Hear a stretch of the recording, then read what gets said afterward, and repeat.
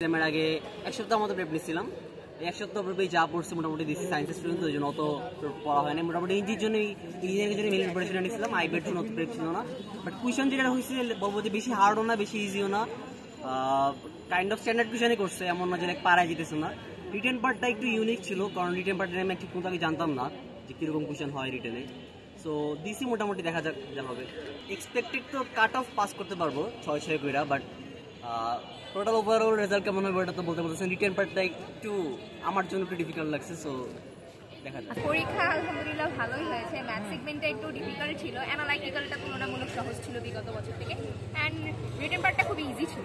Preparation তো নেই last কয়েকদিন শুরু করেছিলাম, বাট সে তুলনায় ভালোই হয়েছে। আশাবাদী 60 to 65%, যেহেতু প্রিপারেশন আগে থেকে ছিল না তাই আর কি তাও ভালো হয়েছে। যেরকম মক টেস্ট কয়েকটা দিয়েছি সেই তুলনায় ভালো হয়েছে। হয়তো অবশ্যই লাগে, এখন যারা সবচেয়ে বেশি পরিশ্রম করেছে তারা পাবে, দেখা যাক কি হয়।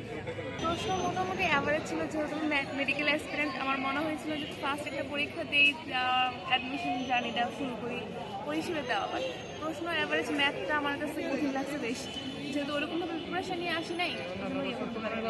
যদি অন্য কোনো এক্সাম হইতো তাহলে ভালো করে প্রিপারেশন নিয়ে আসতে পারতাম, কারণ ফার্স্ট থেকে আইবির প্রিপারেশন নেওয়ার কোনো ইচ্ছা ছিল না। মেডিকেল বা ভার্সিটি ওগুলোর দিকেই গেছিল। এখন হঠাৎ করে দেখলাম যে আর কোনো এক্সাম, মেডিকেলের আগে একটা এক্সাম দেওয়া দরকার, এই জন্য এটা দেওয়া। বাবা মা যথেষ্ট সাপোর্ট দেয়, তাদের আশা করতেছি তাদের মান রাখতে পারবো, এটা আল্লাহ থাকবে।